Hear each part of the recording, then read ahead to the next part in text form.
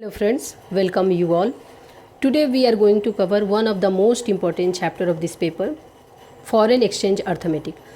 Arithmetic का मतलब कि फॉरेन एक्सचेंज से रिलेटेड जितने भी मैथमेटिक्स हो इन्वॉल्व है उसका कैलकुलेशन हम इसमें देखेंगे।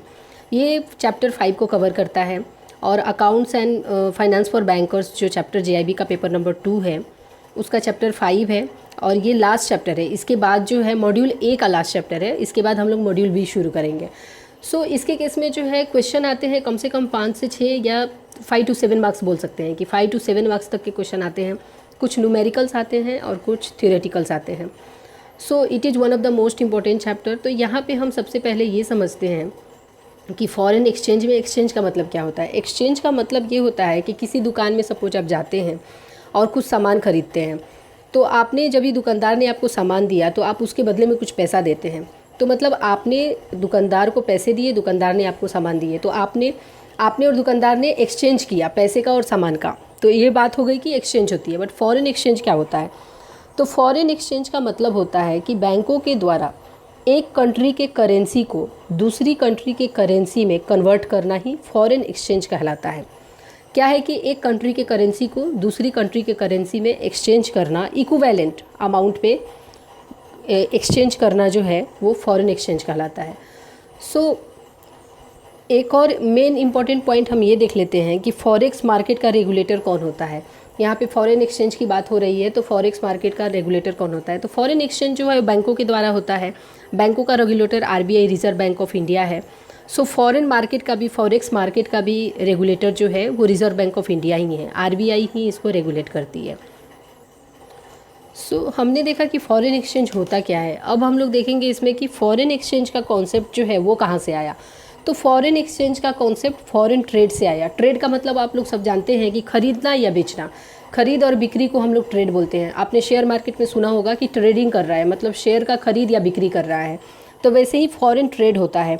जब भी एक्सपोर्ट या इम्पोर्ट की बात आती है तो फॉरेन ट्रेड का कॉन्सेप्ट आता है। फॉरेन ट्रेड का मतलब क्या होता है? जब एक कंट्री से दूसरे कंट्री में सामान बेचना या ख़रीदना ही फॉरेन ट्रेड कहलाता है। और उसके बाद जो अब फॉरेन ट्रेड का कॉन्सेप्ट है, तो फॉरेन ट्रेड का कॉन्सेप्ट आया कहाँ से? फॉरेन ट्रेड का कॉन्सेप्ट जो है वो आया ग्लोबलाइजेशन से। अब हम लोग समझते हैं कि ग्लोबलाइजेशन होता क्या है। ग्लोबलाइजेशन के पहले हम अपने ही एरिया में ख़रीदते बेचते थे। यहाँ पे लिमिटेड अपॉर्चुनिटी थी, जैसे कि अपनी कंट्री में ही ख़रीदना है सामान और अपनी कंट्री में ही सामान बेचना है, तो ऑब्वियसली कि लिमिटेड अपॉर्चुनिटी होगी। बट जब से ग्लोबलाइजेशन हुआ तब से हम दूसरी कंट्री में से सामान खरीदना बेचना चालू कर दिए। मतलब दूसरे देशों में भी हम अपने देश के सामान को बेच सकते हैं या वहाँ से हम कुछ इंपोर्ट कर सकते हैं, हम वहाँ से भी सामान कुछ खरीद सकते हैं। तो ग्लोबलाइजेशन का मतलब है कि जिसमें बिजनेस, सर्विसेज और टेक्नोलॉजी को पूरे विश्व में, पूरे वर्ल्ड में जो है डेवलप किया जा सके, जिससे कि अलग अलग तरीके के बिजनेस को पूरे वर्ल्ड में फैलाया जा सके। हम अपनी कंट्री के सामान को दूसरी कंट्री में बेच सकते हैं। तो इसका अर्थ ही ग्लोबलाइजेशन है कि पूरी दुनिया में आप जो है अपना सामान जो है एक दूसरे का कंट्री का सामान हम बेच सकते हैं। तो अब एक कंट्री से दूसरी कंट्री में बेचने के लिए, जिसे हम ट्रेड करना बोलते हैं, जब हमने अभी देखा, तो ट्रेड का मतलब भी देखा कि खरीदना और बेचना है। जो पर्सन ट्रेड करता है उसे हम ट्रेडर कहते हैं। ट्रेड का मतलब तो हमने समझा। अभी जो सामान को खरीदता बेचता है उसको हम लोग ट्रेडर कहते हैं। तो सपोज अपनी कंट्री इंडिया में जब कोई ट्रेडर सामान बेचता है या ख़रीदता है तो मतलब वह जो है एक्सपोर्ट करता है या तो इंपोर्ट करता है। इंपोर्ट और एक्सपोर्ट जिनको नहीं पता है उनके लिए मैं एक बार बता देती हूँ कि अगर अपने कंट्री से कुछ सामान आप सेल करते हैं, आप बेचते हैं, इसका मतलब है कि आप उस सामान का एक्सपोर्ट करते हैं। आप अपने कंट्री से उस सामान को एक्सपोर्ट कर रहे हैं और बदले में वो दूसरी कंट्री जो है, सपोज इंडिया से आपने सामान बेचा यूएसए में, तो यूएसए का पार्टी जो है आपको पेमेंट करेगा। और दूसरा केस ये होता है कि जब आप सामान कुछ खरीदते हैं, सपोज आपने वहाँ से कुछ कंप्यूटर्स के पार्ट्स खरीदे, तो आप वहाँ से इंपोर्ट कर रहे हैं और बदले में आप उस पार्टी को, यूएसए को जो है, आप वहाँ के जो पार्टी है उसको आप पेमेंट करेंगे। तो सेल करना मतलब कि एक्सपोर्ट करना, अपने कंट्री से बाहर भेजना, और बाई करना मतलब कि इंपोर्ट करना, दूसरे कंट्री से अपने कंट्री में सामान का इंपोर्ट करना, मंगाना। अब जब ट्रेडर जो है अपना सामान बेचता है तो बदले में उसे उस कंट्री से पैसे आएंगे और वह करेंसी उस स्पेसिफिक कंट्री का होगा। सपोज कि यूएसए में आपने बेचा तो आपको डॉलर आएंगे, तो करेंसी जो है वहाँ की होगी। या फिर अगर सामान खरीदता है तो करेंसी मीन्स रुपया, आप वहाँ से कुछ सामान खरीदेंगे तो आप रुपया में भेजेंगे, रुपया में डील करेंगे। सो बात यहाँ पे ये आती है कि सपोज अगर हम डॉलर या फिर कोई और करेंसी ले भी लेते हैं तो यहाँ पे उसका क्या यूज होगा। एनी हाउ उस करेंसी को हमें रुपीज़ में कन्वर्ट किए बिना कुछ यूज नहीं कर सकते, क्योंकि इंडिया का जो लीगल करेंसी है वो रुपीज़ ही है। तो हमारे पास रुपी होगा तो ही हम बाकी सामान खरीद सकते हैं इंडिया में, अदरवाइज़ हमारे उस डॉलर का कुछ फ़ायदा नहीं है। क्योंकि आरबीआई भी प्रिस्क्राइब करती है कि एक स्पेसिफिक अमाउंट तक ही डॉलर आप लेंगे, और एक टाइम भी होता है कि इतने टाइम के बाद आप उतने टाइम के अंदर जो है, सपोज आप फॉरेन विजिट करते हैं या फॉरेन से कुछ पैसे आते हैं तो उसको स्पेसिफिक टाइम के हिसाब से आपको रुपीज़ में कन्वर्ट कराना होता है। इसलिए फॉरेन एक्सचेंज अर्थमेटिक एक कॉमन मेकैनिज़्म प्रोवाइड करती है। यहाँ पे हम लोग फॉरेन एक्सचेंज अर्थमेटिक ही पढ़ रहे हैं, तो ये फॉरेन एक्सचेंज अर्थमेटिक एक कॉमन मेकैनिज़्म प्रोवाइड करती है जिससे दोनों पार्टी को उनके खुद की करेंसी में पैसा मिल जाता है। इसके केस में करेंसी कन्वर्जन होती है। ये करेंसी कन्वर्जन जो करनी पड़ती है वो कौन करता है, वो बैंक करती है।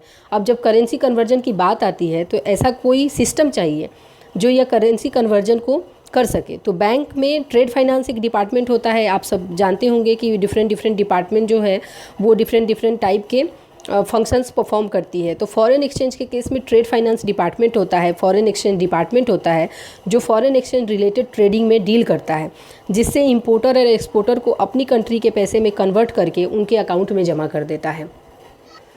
इस बुक के डेफिनेशन से अगर आप जाएंगे तो यहाँ पे आप पढ़िए कि इन banks when we talk of foreign exchange we refer to the general mechanism by which a bank convert the currency of one country into that of another।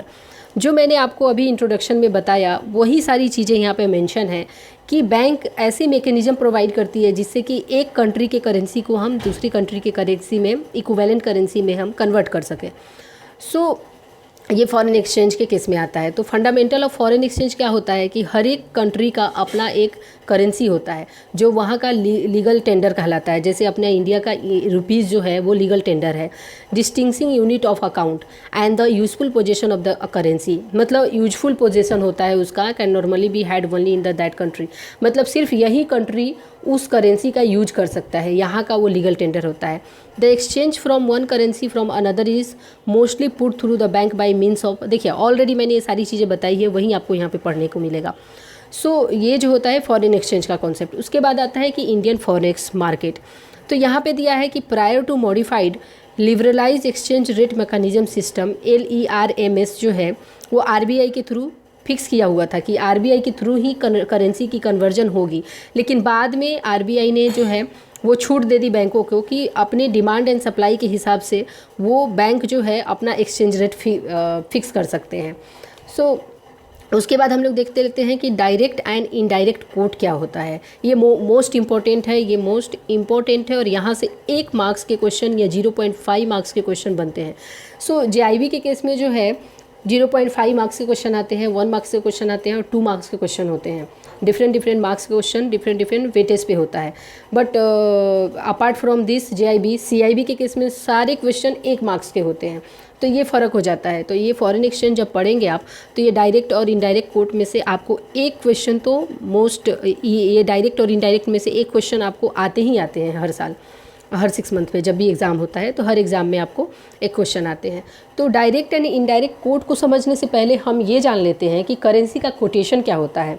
Currency का कोटेशन जो है, जब एक करेंसी का दूसरे करेंसी के term में कितना प्राइस है उसे हम करेंसी कोटेशन कहते हैं। मतलब कि $1 के बराबर कितना रुपीज़ है, X रुपीज़, तो ये करेंसी कोटेशन कहलाता है कि एक करेंसी का दूसरे करेंसी के टर्म में कितना प्राइस है उसे हम करेंसी कोटेशन कहते हैं। इसका मतलब ये है कि $1 में हमें कितना रुपया मिलेगा, या यहाँ पे $1 इक्वल टू अगर 60 रुपीज़ होता है या आज के डेट में 70 रुपीज़ है, 75 रुपीज़ है, वैसे तो डिफरेंट डेट को चेंज होते रहता है। $1 का हिसाब से आपको 70 रुपये मिल रहे हैं, तो ये भी हो सकता है कि 70 रुपये में आज के डेट में कितना डॉलर आप ख़रीद सकते हैं। अगर आपके पास 70 रुपये हैं और आप बैंक में जाके बोलते हैं कि मुझे इतने रुपए में कितने डॉलर मिलेंगे, तो या तो $1 में ₹70 या तो 70 रुपये में कितना डॉलर मिलेगा, ये करेंसी कोटेशन बताता है। उसके बाद हम लोग देख लेते हैं कि डायरेक्ट एंड इनडायरेक्ट कोट क्या होता है। So first is direct quote. Direct quote क्या होता है? डायरेक्ट कोट का मतलब होता है कि 1 यूनिट ऑफ फॉरेन करेंसी के इक्विवेलेंट में होम करेंसी कितनी होगी। इसका मतलब यहाँ पे है कि 1 यूनिट ऑफ डॉलर, $1 के इक्विवेलेंट में कितना रुपया होगा, ये जो है डायरेक्ट कोट कहलाता है। अपनी कंट्री इंडिया में $1 के बराबर कितना रुपया है आज के डेट में, उसे हम डायरेक्ट कोट कहते हैं। ओके, और इसी का अपोजिट, अब ये देखिए, डायरेक्ट कोट को हम लोग अमेरिकन कोट भी बोलते हैं। डायरेक्ट कोट को हम लोग अमेरिकन कोट बोलते हैं, और इसका अपोजिट जो है इनडायरेक्ट कोट है। डायरेक्ट कोट का अपोजिट यहाँ पे इनडायरेक्ट कोट है। तो इनडायरेक्ट कोट के केस में क्या हो जाता है कि इनडायरेक्ट कोट के केस में क्या हो जाता है कि ₹1 के अगेंस्ट में, 1 यूनिट ऑफ रुपीज़ के अगेंस्ट में कितना डॉलर मिलेगा। मतलब यहाँ पे अपोजिट कर दीजिए, ₹1 कर दीजिए, ₹1 equal to how many dollars. तो ये हो जाएगा इनडायरेक्ट। और इनडायरेक्ट कोट को हम लोग यूरोपियन कोटेशन भी बोलते हैं, ये ध्यान में रखिएगा। सो 1 यूनिट ऑफ फॉरेन करेंसी के इक्विवेलेंट कितना रुपीज़ है, वो हो जाता है डायरेक्ट कोट। और 1 यूनिट ऑफ होम करेंसी के अगेंस्ट में कितना डॉलर है, वो हो जाता है इनडायरेक्ट कोट। सो इनडायरेक्ट कोट का मतलब कि अपनी कंट्री इंडिया की ₹1 के बराबर कितना फॉरेन करेंसी है आज के डेट में, उसे इनडायरेक्ट कोट कहते हैं। तो यहाँ पे आप देखेंगे कि एग्जाम्पल, यहाँ पे ऑलरेडी बुक में जो एग्जाम्पल है वो ₹60 पे लिया है, और यहाँ पे 60 लीजिए या 70 लीजिए, वो एग्जाम्पल है सपोज करने के लिए। Only this is only example कि आप कैसे निकालते हैं, वही है। सो यहाँ पे अगर हम ₹1 को कैलकुलेट करते हैं कि ₹1 में कितना डॉलर मिलेगा, तो इसको कैलकुलेट करने के लिए 1 डिवाइड बाई 70 करेंगे तो इक्वल टू आ जाता है 0. ये आ जाता है डॉलर 0. देख लीजिए 0.1428। ₹1 के अगेंस्ट में इतना डॉलर हमें आज के डेट में मिल सकता है। सो ये डायरेक्ट एंड इनडायरेक्ट कोट हो गया। एक चीज़ इसमें ध्यान रखने वाली बात क्या है, one of the most important, कि direct quote and indirect quote are reciprocal of each other which can be mathematically express है। इसको हम लोग मैथमेटिकली कैसे एक्सप्रेस कर सकते हैं, ये दोनों जो है रेसिप्रोकल ऑफ ईच अदर है। Direct quote equal to 1 by indirect quote. ये एग्जाम्पल से आप देख सकते हैं ना कि ये डायरेक्ट कोट जो है जब इनडायरेक्ट कोट में कन्वर्ट किया तो 1 बाई इनडायरेक्ट कोट है ना, 1 बाई इनडायरेक्ट कोट, या वाइस वर्सा बोल सकते हैं। So till 1 August 1993 banks in India were required to quote all rate on the indirect basis.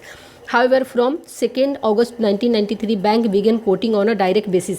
देखिए पहले जो है 1993 के पहले, 1 अगस्त 1993 के पहले तक इनडायरेक्ट कोट ही करती थी, क्योंकि इंडिया का अपना कुछ डायरेक्ट कोटेशन नहीं था। बट 1993 2 अगस्त के बाद से डायरेक्ट कोट भी इंडिया करने लगी। अब उसके बाद one of the most important जो है some basic exchange rate arithmetic, ये जो है इसमें से 2 मार्क्स के क्वेश्चन कम से कम आते हैं, ये आप ध्यान में रखिए। ये one of the most important chapter paragraph है, तो इसमें से 2 नंबर के क्वेश्चन आते हैं, तो इसको हम लोग आसानी से और अच्छे से समझते हैं। सो यहाँ पे सबसे फर्स्ट है क्रॉस रेट। क्रॉस रेट होता क्या है? क्रॉस रेट जो है, क्रॉस रेट का मतलब होता है कि 2 करेंसी के एक्सचेंज रेट को कैलकुलेट करने के लिए तीसरी करेंसी का रेफरेंस लेना होता है। 2 करेंसी का हमें वैल्यू, अगर 3 करेंसी का वैल्यू यहाँ पे दिया है, लेकिन सपोज हमने क्रॉस मल्टीप्लिकेशन पढ़ा है 10th क्लास में, ऑलरेडी हमने पढ़ा था कि क्रॉस मल्टीप्लिकेशन, जिसमें हमने देखा था कि फॉर एग्जांपल हम यहाँ पे देखते हैं कि x by y equal to 1/4 दिया है and y by z equal to 1/3 दिया है। तो अगर हमें यहाँ पे x और z के बीच में रिलेशन निकालना है तो हम क्या करते थे कि जो कॉमन है उसको कट कर देंगे और फिर उसके बाद मल्टीप्लिकेशन कर देते। तो x by y into y by z equal to 1/4 multiply किया दोनों को, तो यहाँ भी मल्टीप्लाई करेंगे 1/3। तो यहाँ पे आपका y कट हो जाएगा और यहाँ पे x और z का रिलेशन जो है वो x बाई जेड का रिलेशन यहाँ पे 1/12 आ जाएगा। मतलब 1 unit of x equal to 12 unit of z। ठीक है, तो इसी तरह से हम लोग करेंसी का भी कन्वर्जन करते हैं। यही क्रॉस मल्टीप्लिकेशन है, यही मल्टीप्लिकेशन से आपके सारे क्वेश्चन बन जाएंगे, इसको सिर्फ ध्यान में रखना है। ठीक है, तो यहाँ पे क्रॉस मल्टीप्लिकेशन का क्रॉस रेट के बारे में जानते हैं कि क्रॉस रेट का मतलब होता है कि 2 करेंसी के एक्सचेंज रेट को कैलकुलेट करने के लिए तीसरी करेंसी का रेफरेंस लेना होता है। तीसरी करेंसी का रेफरेंस लेके हम लोग 2 करेंसी का एक्सचेंज रेट जो है कैलकुलेट करते हैं। तो यहाँ पे एक एग्जांपल दिया है कि अगर कोई पर्सन है और वो यूरो रेमिट करना चाहता है, इंडिया से यूरो रेमिट करना चाहता है, वो बैंकर से जाके बोलता है कि मुझे यूरो जो है ये करना है, यूरो रेमिट करना है इंडिया से। तो इंडिया में यूरोज़ का डायरेक्ट रेमिटेंस तो होता नहीं है, तो इसके लिए डॉलर में पहले उसको कन्वर्ट करना पड़ेगा और उसके बाद जो है वो यूरो भेज पाएगा। तो यहाँ पे जो भी कोटेशन होता है वो आप कोटेशन जो है बैंक पॉइंट ऑफ व्यू से ही समझिए। और कोटेशन दो तरह का होता है, वो मैं आपको एक बता देती हूँ कि कोटेशन जो है आपका वो दो तरह से होता है, एक वन वे होता है और एक टू वे होता है। कोटेशन जो है वो दो तरह के कोटेशन होते हैं, एक हो जाता है वन वे और दूसरा हो जाता है two way.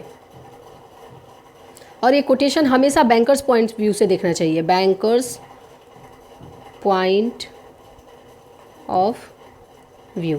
Banker point of view से ही बाइंग और सेलिंग का जो है ये हमें समझने की ज़रूरत है कि बैंकर्स ही बाई कर रहा है या सेल कर रहा है, बैंकर्स पॉइंट व्यू से ही कोटेशन देखा जाता है। तो ये दो तरीका होता है, एक वन वे होता है, वन वे में क्या होता है, बीड रेट। अब यहाँ पे कॉन्सेप्ट आती है बीड रेट की, बीड रेट, और दूसरा आता है आस्क रेट। आस्क रेट को हम लोग ऑफर रेट भी बोलते हैं, बीड रेट को हम लोग बाइंग रेट बोलते हैं, बाइंग रेट, और ये आस्क रेट को हम लोग ऑफ़र रेट, या कितने में ऑफ़र कर रहा है, कितने में सेल कर रहा है, तो ये या तो सेल रेट। तो अगर bid rate equal to ask rate है, मतलब बेचने का रेट और ख़रीदने का रेट अगर इक्वल टू है, तो ये वन वे कोटेशन कहलाता है। और टू वे कोटेशन क्या कहलाता है, टू वे कोटेशन डिफरेंट होगा इससे। इसमें अगर bid rate less than ask rate है, जैसे कि $1 जो है, $1 इक्वल टू अगर ₹75 या 76 यहाँ पे दिया हुआ है, तो इसके केस में क्या हो जाता है, ये जो है बाइंग रेट होता है, बीड रेट जिसको बोलते हैं, और ये हो जाता है सेलिंग रेट। अब आप सोचेंगे कि यहाँ पे टू वे ऐसे 75 76 क्यों दिया, ये भी मैं आपको बता रही हूँ कि ये क्यों दिया है। तो $1 के इक्वल टू अगर ₹75 या 76 यहाँ पे ऐसे मेंशन किया हुआ है, तो यहाँ पे जो बाइंग रेट है, ये बाइंग रेट 75 है, ये लेस है, और ये आस्क रेट जो है जिसको सेलिंग रेट बोलते हैं वो ज़्यादा है। बाइंग रेट अगर लेस देन सेलिंग रेट है या आस्क रेट है, तो उसको टू वे कोटेशन कहा जाता है। और ये हमेशा बैंकों के केस में मोस्टली यही होता है कि बाइंग रेट हमेशा सेलिंग रेट से बाइंग रेट हमेशा कम होता है सेलिंग रेट से। तभी तो इन दोनों के डिफरेंस में जो है बैंक को कुछ प्रॉफिट मिल जाती है, जो भी उनका इनकम होता है फॉरेन एक्सचेंज के थ्रू, इसी से तो होता है। अभी 76 में अगर वो बेचेगा, कोई कस्टमर आता है ख़रीदने के लिए, तो उसको 75 रुपीज़ में बेचेगा, और अगर वो अगर ख़रीदने के लिए आता है तो वो सेल करेगा कितने में, 76 में। लेकिन अगर वो पर्सन आता है, सपोज एक एग्जांपल से हम लोग देखते हैं इसको, एज अ बैंकर आप बैंक में है सपोज, और कोई कस्टमर आता है और बोलता है कि मुझे 100 यूरो चाहिए, क्योंकि मेरा बेटा जो है यूरोपियन कंट्री में पढ़ता है और मुझे उसके पास जाना है, तो मुझे 100 यूरो आप दे दो ताकि मैं वो पैसे लेके जाऊं। तो 100 यूरो आपने क्या किया, सेलिंग रेट, जो उसका सेलिंग रेट है, आपने अपना रेट देखा ना कि कितने में आपको बेचना है, तो 76 के हिसाब से आपने उसको 100 यूरो बेच दिए। तो वो लेके चला गया, फिर कुछ दिन के बाद आता है और बोलता है कि अब मैंने जो है इसमें से 80 यूरो तो यूटिलाइज़ कर लिया, बट 20 यूरो बच गया है मेरे पास में, तो मैं इसको रुपीज़ में कन्वर्ट करना चाहता हूँ। तो अब क्या करेंगे आप, अब आप उससे ख़रीद रहे हैं, तो आप क्या लगाएंगे, आप तब बाइंग रेट लगाएंगे। मतलब अब आप जो है आप उसको बेचेंगे, शुरू में आपने बेचा और आप ख़रीद रहे हैं, तो अब जो है बाइंग रेट आप लगाएंगे। तो ये कस्टमर के लिए सेलिंग रेट हो जाएगा, लेकिन आपके लिए जो है वो बाइंग रेट हो जाता है। इसमें कंफ्यूज होने की बिल्कुल ज़रूरत नहीं है। इसमें क्या होता है कि जब भी आप सेल करते हैं, जब भी कस्टमर को आपसे पैसे चाहिए, आपको कस्टमर को यूरो चाहिए, तो आप उसके केस में क्या करते हैं कि सेलिंग रेट लगाते हैं। और जब भी कस्टमर आपको आके यूरो देता है और बोलता है मुझे रुपीज़ चाहिए, तो उस केस में क्या करते हैं, बाइंग रेट लगाते हैं। तो इन दोनों के बीच में जो डिफरेंस आता है उसको हम लोग स्प्रेड कहते हैं। स्प्रेड, SPREAD, ये स्प्रेड, ये भी कभी कभी एग्जाम में पूछ लेता है कि स्प्रेड क्या होता है। तो स्प्रेड जो है वी कैन से कि difference between Beed price and offer price. ये जो प्रॉफिट, ये स्प्रेड को हम लोग प्रॉफिट भी बोल सकते हैं या मार्जिन भी बोल सकते हैं। फॉरेन एक्सचेंज में जो कस्टमर बैंकों को थोड़े मार्जिन मिलते हैं दोनों करेंसी को एक्सचेंज करने में, उसी को स्प्रेड कहा जाता है। तो ये क्या होता है, difference between selling rate and buying rate के बीच के डिफरेंस, बीच का मुनाफा ही जो है वो स्प्रेड कहलाता है। अब आप लोग बाइंग रेट और सेलिंग रेट समझ गए होंगे कि क्या होता है। ये जो है बाइंग रेट हो जाता है और ये जो दूसरा है स्लैश के बाजू में, ये आपका सेलिंग रेट हो जाता है। तो यहाँ पे दिया है कि एक कस्टमर आता है और बोलता है मुझे यूरो चाहिए, यूरो रेमिट करना है मुझे। तो अगर रेट जो है मुंबई मार्केट में $1 बराबर 60 रुपया है और ये जो है स्लैश के बाद ये सेलिंग रेट हो जाता है, and rate in London market. अब क्या करेंगे, आप इंडिया में आपने डॉलर देखा, अब आप उसको कोट कहाँ से करेंगे, लंदन मार्केट से। आप देखेंगे कि वहाँ पे $1 बराबर कितना यूरो है, तो $1 बराबर इतना यूरो आपको लंदन मार्केट में कोट किया हुआ है। तो उस केस में आप क्या करेंगे, यहाँ पे आपको इनडायरेक्ट क्रॉस रेट का मल्टीप्लिकेशन जो हमने देखा ना XYZ, उस क्रॉस मल्टीप्लिकेशन से ही हम इसका आंसर आप निकाल पाएंगे। हमें क्या करना है कि यहाँ पे ये देखना है कि हमें अल्टीमेटली चाहिए क्या, लास्ट में हमें क्या चाहिए। तो लास्ट में हमें जो है 1 यूरो बराबर कितनी रुपीज़ होती है वही निकालना है, क्योंकि वो कस्टमर यूरो से इंडियन रुपीज़ देगा बैंकों को और बैंकों को यूरो में कन्वर्ट करके उसको यूरोपियन कंट्री में जो भी है रेमिटेंस करेगा। तो इस केस में हमें अल्टीमेटली चाहिए कि 1 यूरो बराबर कितना रुपीज़ है, उसके हिसाब से हम कस्टमर से जो है पैसे चार्ज करेंगे। तो यहाँ पे जब बैंक ने देखा कि अपना मुंबई मार्केट में $1 बराबर 60 रुपीज़ है, 60.8450 जो भी है, एंड लंदन मार्केट में $1 बराबर कितना है 0.7587। तो हम इसको चलिए एक आसान तरीके से क्रॉस मल्टीप्लिकेशन से इसको हम कैसे सॉल्व करते हैं वो मैं आपको दिखाती हूँ। हमें यहाँ पे कैलकुलेट करना है कि 1 यूरो बराबर कितना रुपया होगा, वो हमें कैलकुलेट करना है। तो हमें कैलकुलेट क्या करना है, सबसे ऊपर में जो रहता है वो हमेशा 1 यूनिट रहता है, उसको हम ऐसे भी लिखते हैं 1 यूरो और INR। बट अभी हमें सॉल्व करना है तो हम उसको कैसे लिखेंगे, यूरो डिवाइड बाई INR, ठीक है, यूरो बाई INR। तो हमें 1 यूनिट ऑफ यूरो में कितना रुपीज़ जो है वो हमें फाइंड आउट करना है। तो इसको हम लोग कैसे देखेंगे, यहाँ पे क्या करेंगे, यूरो और INR हमें सब अल्टीमेटली फाइंड आउट करना है। तो हम सबसे पहले देखेंगे कि USD, यहाँ पे क्या है USD डिवाइड बाई क्या है INR, USD equal to INR है। तो USD कितना है 1 USD है, ठीक है, और 1 USD है, और नीचे क्या है आपका INR 60.84। अब देखिए यहाँ पे एक और कॉन्सेप्ट आता है कि यहाँ पे अब हम ये वैल्यू ले कि ये वैल्यू ले, बाइंग वाला ले कि सेलिंग वाला ले। तो ये चीज़ को देखने के लिए सबसे पहले हम लोग कॉन्सेप्ट ये समझ लेते हैं कि बैंकों के लिए कोटेशन, मैंने बोला कि कोटेशन जब भी होता है बैंकों के लिए तो बैंकर्स पॉइंट ऑफ व्यू से ही आपको देखना है कि बैंक खरीद रही है कि बैंक बेच रही है। तो बैंकों को क्या चाहिए, यूरो चाहिए। तो बैंक अभी क्या कर दी है, USD जो है। यहाँ पे समझना हमें ये है कि हमें ये बाइंग प्राइस लेना है कि सेलिंग प्राइस लेना है। तो यहाँ पे देखिए बैंक को क्या चाहिए, बैंक को यूरो चाहिए। तो बैंक यूरो कहाँ से लेगी, लंदन मार्केट से लेगी। तो लंदन मार्केट में रुपीज़ तो चलेगा नहीं, तो बैंक क्या करेगी, वहाँ पे कोटेशन क्या है, USD बराबर इतना यूरो है। तो बैंक क्या करेगी, USD जो है वो सेल करेगी। तो सेल करेगी तो यहाँ पे जो है ये सेलिंग का होता है। और ये कैसे हम लेते हैं, जैसे कि ये 3 है ना, तो यहाँ पे ये तीनों से हम रिप्लेस कर देते हैं। तो यहाँ पे 60.545 ये अमाउंट जो है 1 USD बराबर इतना अमाउंट, इतना एज अ यूनिट में रुपीज़ में ये ले लेगी। यहाँ पे USD और INR हो गया। उसके बाद हम इसको ये जो है इसको मल्टीप्लाई करेंगे, और मल्टीप्लाई किससे करेंगे, उसके बाद हमें क्या चाहिए कि हम क्रॉस रेट में हमने क्या देखा था, क्रॉस रेट का डेफिनेशन जो हमने अभी देखा कि 2 करेंसी के बीच में रिलेशन निकालते हैं तीसरे करेंसी के रेफरेंस से। तो यहाँ कॉमन करेंसी कौन सा आ रहा है, USD आ रहा है। तो हम थर्ड में देखेंगे कि लंदन मार्केट में 1 USD बराबर कितना है। तो फिर हम लोग क्या करेंगे, यहाँ पे 1 USD बराबर कितना यूरो है। तो हमें यहाँ पे कितना निकालना है, यूरो निकालना है, ठीक है। तो यूरो बराबर, और यहाँ पे हम USD डालेंगे। तो 1 USD जो है उसके बराबर यूरो हमें कितना मिल रहा है, इसका वैल्यू हमें क्या मिल रहा है 0.7587, और ये USD 1 USD बराबर। तो हम क्या करेंगे, यहाँ पे देखिए अब आपका इक्वेशन कैसे बना, यूरो बाई INR हमें जो निकालना है। तो इसके लिए हम USD ले लिए और INR ले लिए रिलेशन इस्टेब्लिश करने के लिए, यहाँ पे यूरो ले लिए और ये वाला इक्वेशन, और USD ले लिए। तो USD जो कॉमन करेंसी है वो कट हो गया, और उसके बाद आपका क्या आ जाता है यूरो बाई INR। तो यहाँ पे मल्टीप्लाई किया है, तो आप भी यहाँ पे क्या करेंगे 1/60.8545 और इंटू 0.7587 डिवाइड बाई 1। तो यहाँ पे आपका वैल्यू कितना आता है 0.75 87 डिवाइड बाई 60.8545, ये अमाउंट आ जाता है। ये क्या आता है, euro divide by INR, euro by INR आता है, ठीक है। तो अब आपको क्या फाइंड करना है, 1 यूरो का वैल्यू फाइंड आउट करना है ना। यहाँ पे इतना यूरो बराबर इतना INR आ रहा है, लेकिन आपको क्या फाइंड आउट करना है, 1 यूरो बराबर फाइंड आउट करना है। तो अगर हमने 10th क्लास में ऑलरेडी पढ़ा है कि कैसे हम लोग इसका वैल्यू निकालते हैं, तो अगर आप 0.7587 यूरो बराबर 60.8545 INR है, तो 1 यूरो बराबर कितना आएगा, 1 यूरो बराबर निकालने के लिए 60.8545 डिवाइड बाई 0.7587, तो ये आंसर कितना आ जाएगा, यहाँ पे भी दिया होगा ऑलरेडी। ये आंसर आ जाएगा आपका 80.21। इसको हम कैलकुलेट करके भी देख लेते हैं, चलिए।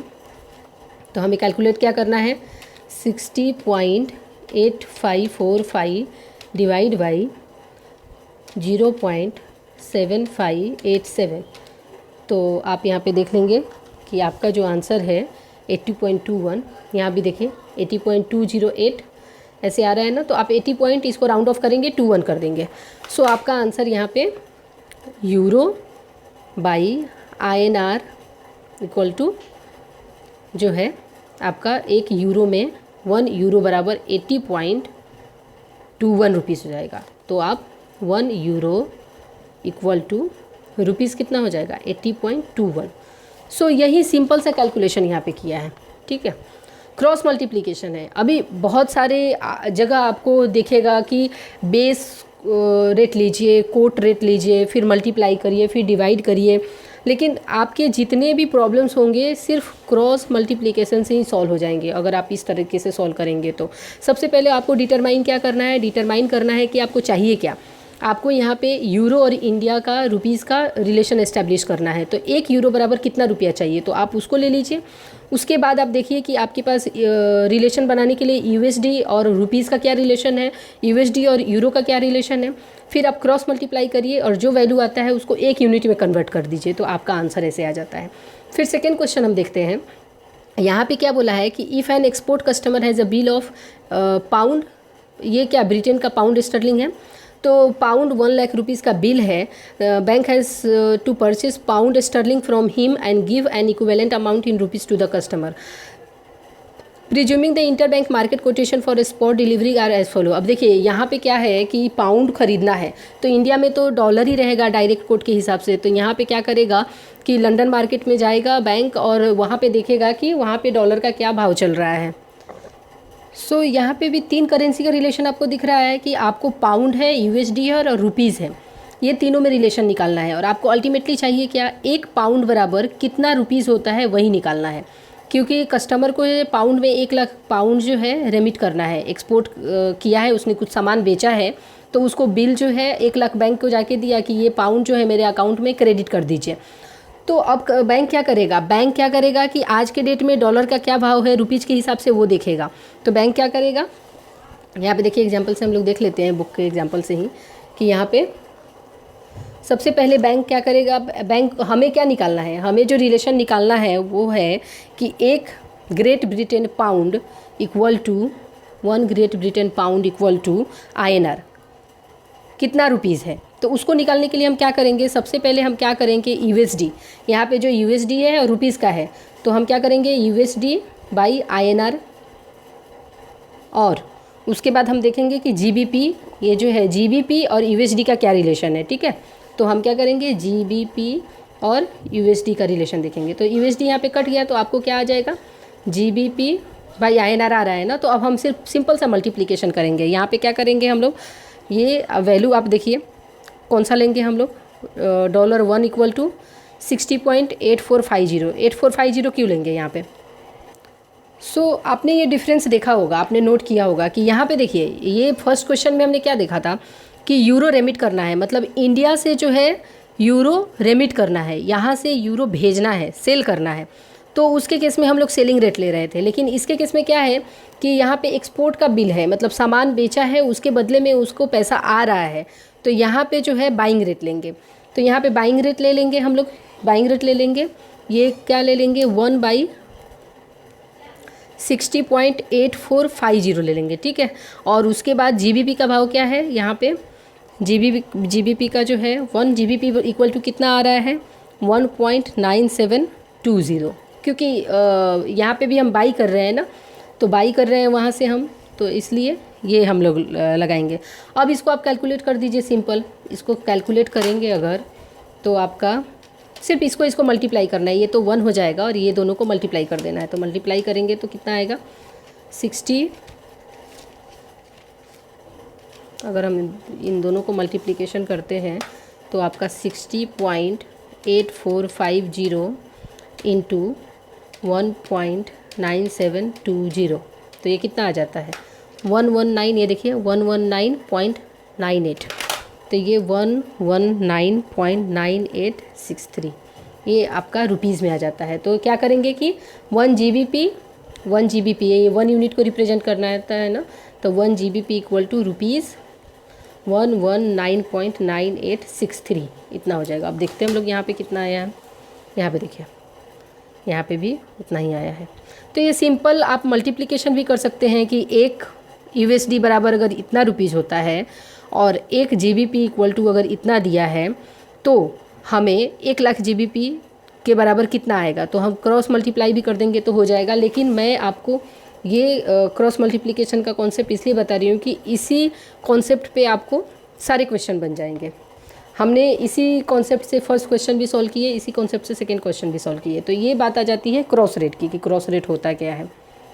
सो नेक्स्ट हम लोग देख लेते हैं कि नेक्स्ट क्या है।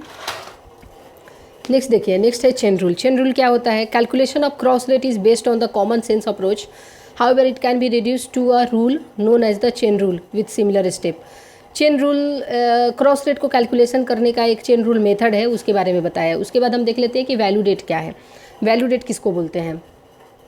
सो क्रॉस रेट में हमने क्या देखा था कि 3 करेंसी होती है, 3 डिफरेंट करेंसी होती है, जीबीपी, आईएनआर, यूएसडी है। अभी 2 डिफरेंट टाइप के रेट होते हैं, 2 डिफरेंट रेट होते हैं, जैसे कि ये आपका जो अमाउंट है आईएनआर में है और ये जो है जीबीपी में है। और उसके बाद 1 कॉमन करेंसी एलिमिनेट हो जाती है, जो यूएसडी है वो एलिमिनेट हो जाती है। तो क्रॉस रेट के केस में अगर क्वेश्चन आता है कि इसकी कैलकुलेशन कैसे होती है, तो 3 डिफरेंट करेंसी होते हैं और 2 तरह के रेट दिए होते हैं, 2 तरह के रेट यहाँ पे स्पेसिफाई होते हैं और इसमें से एक कॉमन करेंसी जो है एलिमिनेट हो जाती है, उसके बेसिस पे जो है क्रॉस रेट का कैलकुलेशन होता है। नेक्स्ट हम लोग देखते हैं कि वैल्यू डेट क्या होता है। वैल्यू डेट, तो यहाँ पे मेंशन है कि the value date is the date on which exchange of currency actually takes place. मतलब वैल्यू डेट एक ऐसा डेट है जिस डेट को करेंसी का एक्सचेंज होता है, उसको वैल्यू डेट कहते हैं। एग्जाम्पल के लिए आप देख लीजिए, जैसे कि बैंक में कोई कस्टमर आता है और सेविंग अकाउंट या करेंट अकाउंट ओपन करता है, तो आपने करेंट अकाउंट या सेविंग अकाउंट ओपन तो कर दिया, बट उसने जो इनिशियल फंडिंग दिया था वो आपने सपोज अकाउंट ओपनिंग के लिए 1-2 दिन लग गया या 4-5 दिन लग गया, तो उसके बाद आपने फंडिंग नहीं किया, तो बाद में उसको मंथली एवरेज बैलेंस अगर आपके डिपेंड अपॉन कि बैंक कौन से बैंक में क्या चार्जेस होते हैं, तो एक मंथली एवरेज बैलेंस के चार्जेस होते हैं। तो अगर मंथली एवरेज बैलेंस अगर आप उसके अकाउंट में अवॉइड करने के लिए आपको वैल्यू डेट से उसका इनिशियल फंडिंग करना होगा। इसका मतलब क्या हो गया कि अगर अकाउंट ओपनिंग डेट अगर 1 मई है, तो आपको जो है 1 मई को ही वैल्यू डेट दे के उसका इनिशियल फंडिंग करना होगा। अदरवाइज 5 डेज़ के बाद करते हैं तो 5 दिन का उसका मंथली एवरेज बैलेंस के चार्जेस कट हो जाते हैं।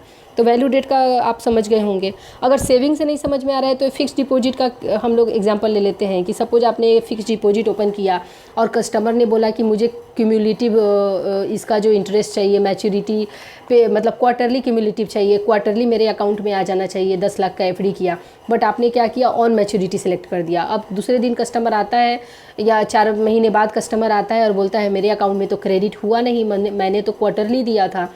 तो आप क्या करते हो उस केस में, आपकी वो गलती है, उसको रेक्टिफाई करने के लिए अगर आपके सॉफ्टवेयर में चेंजेस अलाउ नहीं है तो उस एफडी को क्लोज़ करेंगे, फिर से रीबुक करेंगे। लेकिन रीबुक कैसे करेंगे, वैल्यू डेट से करेंगे, ताकि कस्टमर का इंटरेस्ट जो है वो उसको मिल सके। तो वैल्यू डेट का कॉन्सेप्ट यहाँ पे ट्रेड फाइनेंस में, फॉरेन एक्सचेंज में भी वही है कि जिस दिन जो है वैल्यू डेट एक ऐसा डेट होता है जिस दिन को करेंसी का एक्सचेंज जो है वो करेंसी का एक्सचेंज उसी दिन पे टेक प्लेस होता है, उसी दिन होता है, तो उसको हम लोग वैल्यू डेट कहते हैं। अब इसके डिफरेंट टाइप्स के एक्सचेंज रेट होते हैं। तो सबसे पहला है कि कैश और रेडी। कैश रेडी का मतलब T+0, मतलब उसी दिन, same day, share market case में देखते हैं ना कि कैश ट्रेडिंग करते हैं तो कैश में आप खरीदते हैं और end of the market time के बाद आपके अकाउंट में जो है सेल या परचेज उस शेयर का सेल होके आपके अकाउंट में क्रेडिट हो जाता है। तो वैसे ही ये फॉरेन एक्सचेंज के केस में होता है कि यहाँ पे जिस डेट को आपने ख़रीदा उसी डेट में सेटलमेंट हो गया। फिर टॉम का मतलब T+1, मतलब आज ख़रीदा तो दूसरे दिन नेक्स्ट वर्किंग डेज में आपका जो है वो सेटलमेंट हो जाएगा, ट्रांजैक्शन सेटलमेंट हो जाएगा। फिर स्पॉट का मतलब कि T+2 डेज। अभी आप देखिए डिलीवरी बेसिस पे आपने कुछ शेयर खरीदा, शेयर मार्केट का हम एग्जांपल ले रहे हैं, तो अगर आपने डिलीवरी बेसिस पे कुछ शेयर खरीदा और जैसे कि आज आपने कोई किसी भी बैंक का सपोज शेयर ले लिया, आज के डेट में जो रेट है उसी रेट पे आप खरीदेंगे, लेकिन आपके डीमेट अकाउंट में कब वो रिफ्लेक्ट होगा? T+2 डेज़ के बाद। मतलब मैक्सिमम जो है जिस दिन आपने ट्रांजैक्शन किया उसके 2 सेकेंड वर्किंग डेज़ के T+ मतलब आज ट्रांजैक्शन किया, सपोज आज मंडे है, आज ट्रांजैक्शन किया तो वेडनेसडे तक आपके अकाउंट में वो पैसा जो है रिफ्लेक्ट हो जाएगा, आपके डीमेट अकाउंट में वो शेयर रिफ्लेक्ट हो जाएगा। तो ये T+2 होता है। मतलब आप मंडे से एग्जांपल लेंगे तो कैश के केस में अगर मंडे को किया तो मंडे को ही सारे ट्रांजैक्शन प्लेस हो जाएंगे, अगर टॉम के केस में ट्यूसडे को हो जाएंगे और स्पॉट के केस में वेडनेसडे को हो जाएंगे। तो आप ऐसे मंडे ट्यूसडे वेडनेसडे से ही याद रखिए, कैश हो गया मंडे, टॉम मतलब ट्यूसडे और स्पॉट मतलब वेडनेसडे। तो T+2 डे में ट्रांजैक्शन होता है। अब देखिए यहाँ पे आता है एक case forward rate. Forward rate क्या होता है? तो फॉरवर्ड रेट जो है, if the exchange of currency takes place after a period of spot date. अब ये स्पॉट डेट जो है T+2 वेडनेसडे हो गया, तो वेडनेसडे के बाद या थर्सडे या फ्राइडे या फिर से मंडे या तो स्पॉट डेट जो है उसके 30 डेज़ के बाद या उसके 60 डेज़ के बाद या उसके 90 डेज़ के बाद, मतलब फ्यूचर का कोई भी डेट में अगर वो ट्रांजैक्शन होता है, ट्रांजैक्शन का एग्जीक्यूशन होता है तो उसको हम लोग फॉरवर्ड रेट कहते हैं। ठीक है, उसके बाद हम लोग देखते हैं प्रीमियम का क्या होता है। तो प्रीमियम का मतलब होता है कि when currency is costlier in forward और से for the future value date it's said to be premium. अगर फॉरवर्ड में देखिए यहाँ पे when currency is costlier in forward और से for a future value date, ये फॉरवर्ड का मतलब फ्यूचर ना, एफ से फॉरवर्ड एफ से फ्यूचर, आप ध्यान में रखिएगा कि फ्यूचर में आपके ट्रांजेक्शन एग्जीक्यूशन होता है तो वो फॉरवर्ड रेट से होता है। तो अगर आज के डेट में आपने एक स्पॉट रेट में आपने एक रेट फिक्स कर लिया कि आज डॉलर का दाम 75 रुपीज़ है, तो $1 बराबर 75 रुपया है, तो आपने आज के डेट में फ़िक्स कर लिया, तो फ्यूचर में उसी 75 रुपये पे आपके ट्रांजेक्शन होंगे। बट फ्यूचर में 90 डेज़ के बाद क्या होता है कि उसका जो वैल्यू है डॉलर का वो ₹80 हो जाता है या 77 हो जाता है, 80 समझ लीजिए, राउंड फिगर लेते। अगर 80 हो जाता है तो वो इसका मतलब है कि स्पॉट रेट से वो महंगा हो गया, प्रीमियम हो गया। प्रीमियम का मतलब होता है महंगा हो गया, और डिस्काउंट का मतलब होता है सस्ता। मतलब आपका जो स्पॉट रेट है उससे कम उसका वैल्यू हो गया तो वो हो जाता है डिस्काउंट, और प्रीमियम मतलब महंगा हो जाता है, उससे वैल्यू स्पॉट रेट से ज़्यादा हो जाता है तो वो हो जाता है प्रीमियम। अब यहाँ पे देखिए कि एक एग्जांपल दिया है कि the forward rate are quoted in terms of forward margin और फॉरवर्ड डिफरेंशियल। अभी देखिए इसमें बहुत सारे टर्म्स दे दिए, फॉरवर्ड रेट भी दे दिया, फॉरवर्ड मार्जिन भी दे दिया, फॉरवर्ड डिफरेंशियल। फॉरवर्ड मार्जिन और डिफरेंशियल तो एक ही बात हो गया। सो सबसे पहले हम लोग क्या करते हैं, ये सॉल्व करने से पहले, ये समझने से पहले हम लोग फॉरवर्ड पॉइंट क्या होता है या फॉरवर्ड डिफरेंशियल क्या होता है इसको देख लेते हैं। सो आपने ये समझ लिया कि फॉरवर्ड रेट क्या होता है। फॉरवर्ड रेट मतलब इस फ्यूचर में कुछ ट्रांजैक्शन एग्जीक्यूशन होगा तो फॉरवर्ड रेट पे होता है, और स्पॉट रेट मतलब आज के डेट में जो ट्रांजैक्शन होगा वो स्पॉट रेट पे होता है। तो उसके बाद ये आता है एक पॉइंट की फॉरवर्ड पॉइंट क्या होता है। फॉरवर्ड पॉइंट आपको यहाँ पे देखने को मिलेगा, तो यहाँ पे हम लोग समझते हैं, ये न्यूमेरिकल हम लोग आगे करेंगे, ठीक है। तो क्योंकि कॉन्सेप्ट को समझेंगे फिर न्यूमेरिकल करेंगे। तो फॉरवर्ड एक्सचेंज रेट समझते हैं कि फॉरवर्ड एक्सचेंज रेट में कितने डिफरेंट टाइप के एक्सचेंज रेट होते हैं। तो यहाँ पे देखिए स्पॉट रेट और forward point reflecting the interest rate differential adjusted for different settlement date. तो सबसे पहला कि स्पॉट रेट होता है। यहाँ पे आपने स्पॉट देखा था, सिर्फ स्पॉट देखा था, लेकिन यहाँ पे आपको देख रहे हैं कि स्पॉट रेट क्या होता है। तो स्पॉट रेट जो है वो, स्पॉट रेट मतलब आज का रेट, आज के रेट में अगर कुछ खरीद बिक्री करना है तो आज का फॉरेन एक्सचेंज का रेट क्या है, वही आपका जो है स्पॉट रेट कहलाता है यहाँ पे। और फॉरवर्ड पॉइंट क्या कहलाता है, तो फॉरवर्ड पॉइंट जो है वो फॉरवर्ड रेट, यहाँ पे हमने फॉरवर्ड रेट देखा ना, फ्यूचर में ट्रांजेक्शन करना है तो फॉरवर्ड रेट।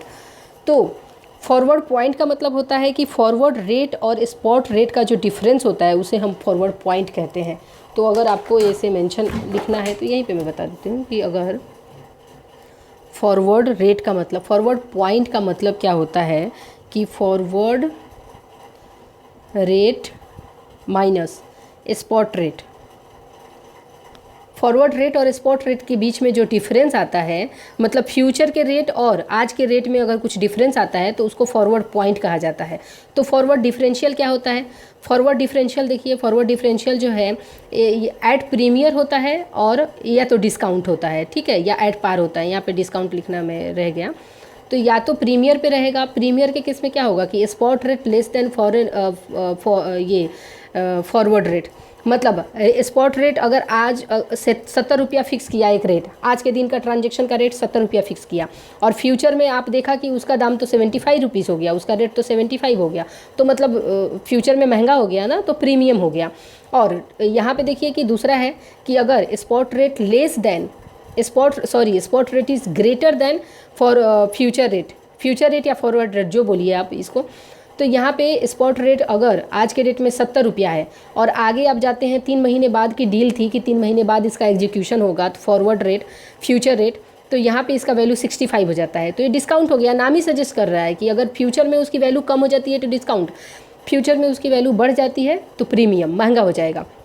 और एट पार क्या होता है, अगर दोनों इक्वल रहा, मतलब 70 रुपया की डील हुई थी और 3 महीने बाद भी डॉलर का वैल्यू ₹70 ही है, तो वो एट पार हो जाता है, जितने में डिसाइड हुआ था उतने में ही आपका काम हो गया।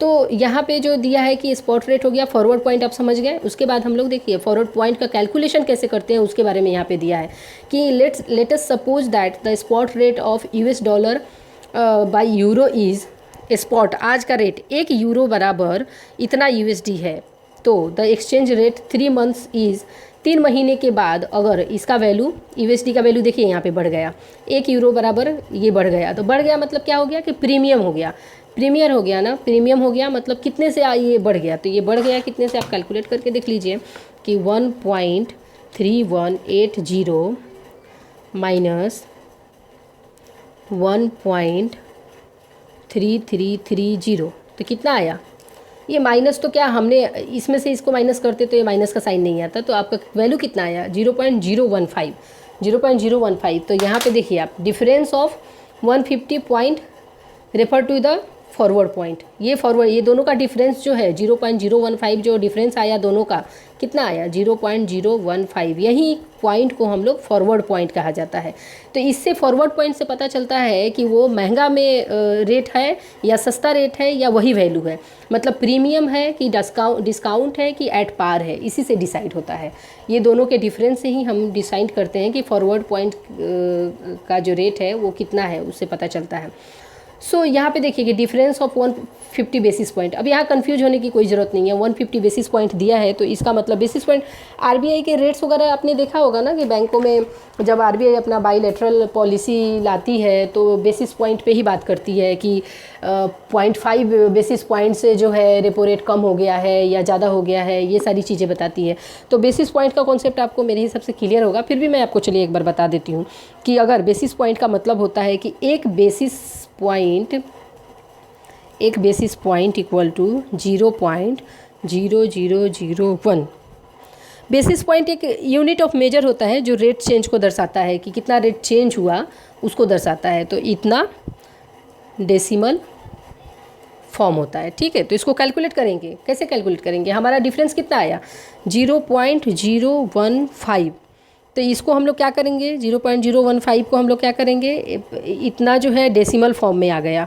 सो आप देख लीजिए कि ये डेसिमल फॉर्म हमारे पास आया दोनों का डिफरेंस, तो हम जानते हैं कि 0.0001 डेसिमल फॉर्म इक्वल टू के बदले जो है एक बेसिस पॉइंट होता है, तो 0.015 के बदले कितना होगा, तो 1/0.0001 इंटू 015 अगर ऐसे आता है तो इसका कैलकुलेशन आप कर लीजिए। 1 2 3 जीरो आएगा, ये हो जाएगा 1 2 3 4, ये 3 जीरो से 3 जीरो कट जाएगा और ये जब 15 इंटू 10 करेंगे तो कितना आ जाएगा, 150 आएगा।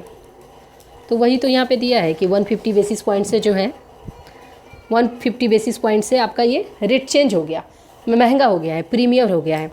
तो अब देख लीजिए कि ये फॉरवर्ड पॉइंट की बात हो गई। अब हम लोग बात करते हैं कि यहाँ पे कुछ फैक्टर्स दिया हुआ है। The following factors determines the forward point. कुछ फैक्टर्स है जो कि फॉरवर्ड पॉइंट कैलकुलेट करने में काम आता है। फैक्टर्स का मतलब आप जानते हैं कि इसका मतलब है कि किन बातों को ध्यान में रख के, किन टर्म्स को ध्यान में रख के हम फॉरवर्ड पॉइंट कैलकुलेट करते हैं। फॉरवर्ड पॉइंट कैलकुलेट करने के लिए किन किन चीज़ों को हम ध्यान में रखना ज़रूरी है। तो सबसे पहला कहता है कि supply and demand for currency. First point ये कहता है कि किसी भी करेंसी के सप्लाई एंड डिमांड जो है उसके नंबर ऑफ़ बायर और सेलर पर डिपेंड करता है। ओबियसली अगर डिमांड बढ़ गया, इसका मतलब ये है कि इफ़ डिमांड ज़्यादा होता है तो वो करेंसी का रेट महंगा हो जाएगा। किसी भी चीज़ का नॉर्मल लाइफ में देखिए ना, किसी भी चीज़ का अगर कोई गाड़ी लॉन्च हुआ और उसका डिमांड बहुत ज़्यादा हो गया तो प्राइस इंक्रीज तो हो जाएगा ना। तो इस हिसाब से अगर कि इसका मतलब ये है कि इफ़ डिमांड ज़्यादा होता है तो वो करेंसी का रेट महंगा हो जाएगा। इट मीन्स प्रीमियम में मिलेगा, है ना। महंगा हो गया मतलब प्रीमियम में मिलेगा। और डिमांड अगर कम होता है, डिमांड कम हो जाएगा तो डिस्काउंट में मिलेगा। और ऐसे नॉर्मल चला तो एट पार में होता है, तो डिस्काउंट में मिलेगा। या तो फिर स्पॉट रेट जो डिसाइड हुआ था वो भी रह सकता है, तो वो एट पार हो जाता है। फिर सेकेंड क्या बोलता है, सेकेंड जो है मार्केट व्यू। तो मार्केट व्यू का मतलब कि फॉरवर्ड पॉइंट कैलकुलेट करना मतलब हम फ्यूचर रेट कैलकुलेट कर रहे हैं। ये जो फॉरवर्ड पॉइंट कैलकुलेट करना मतलब फ्यूचर रेट में ही कैलकुलेट कर रहे हैं ना, कि फ्यूचर में ये महंगा होगा कि सस्ता होगा कि वही वैल्यू रहेगा, यही कैलकुलेट तो कर रहे हैं हम लोग। तो सेकेंड मार्केट व्यू भी ये देखता है। इसका मतलब है कि फॉरवर्ड पॉइंट कैलकुलेट करना मतलब हम फ्यूचर रेट कैलकुलेट कर रहे हैं। तो हो सकता है कि फ्यूचर में कुछ इंटरेस्ट रेट घट जाए। आप यहाँ पे देख लीजिए कि अगर इंटरेस्ट रेट कुछ चेंज हो जाता है, घट बढ़ जाता है, या फॉरेन एक्सचेंज में कुछ डेवलपमेंट हो जाता है जिसके वजह से मार्केट में चेंज आ जाए, तो वह भी एक फैक्टर है फॉरवर्ड पॉइंट कैलकुलेट करने का। ये भी मोस्ट इंपॉर्टेंट फैक्टर है। अगर कुछ चेंजेज आ जाता है, आज फॉरेन एक्सचेंज में कुछ और चीज़ें हैं और कल के डेट में क्या होता है कि फॉरेन एक्सचेंज में कुछ डेवलपमेंट आ जाता है, कुछ चेंजेज आ जाता है। यहाँ पे आरबीआई ही कुछ चेंज कर देती है, या फॉरेन की करेंसी, फॉरेन का जो रेगुलेटर है वो कुछ चेंजेस कर देता है, वो भी तो अफेक्ट होगा। फिर थर्ड क्या होता है, थर्ड जो है ये तो सबसे ज़्यादा इम्पोर्टेंट है। It is one of the most important.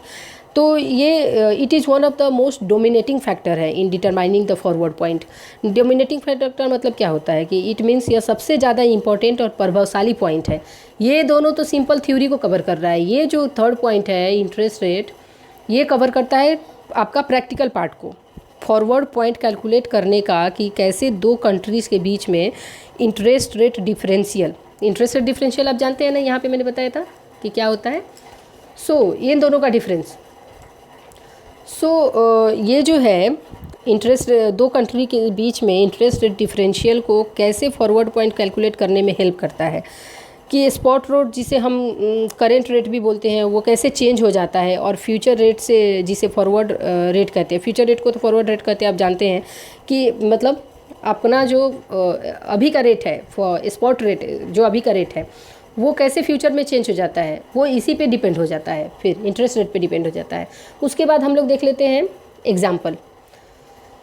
इसका एग्जाम्पल हम लोग देख लेते हैं। एग्जाम्पल में क्या दिया है, ये एग्जाम्पल चलिए हम लोग नेक्स्ट वीडियो में कवर कर लेते हैं, क्योंकि ये वीडियो बहुत लंबा होते जा रहा है। नेक्स्ट वीडियो में हम लोग ये एग्जाम्पल कवर करेंगे, प्लस यहाँ पे भी हमारा कैलकुलेशन रह गया था, ये कैसे कैलकुलेट होता है वो करेंगे, और उसके बाद बाकी के पॉइंट्स आगे करेंगे।